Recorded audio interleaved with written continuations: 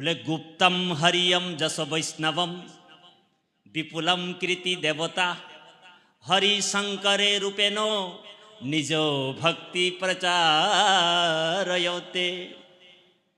देवताসকল যেতিয়া হৰিৰ নাম গুপ্ত কৰিব, ঢাকুন দিব, এই হৰিৰ নামটোক পুনৰ মই ঢাকুনখন খুলিবৰ কাৰণে মই পুনৰ অৱতাৰ হ'ম।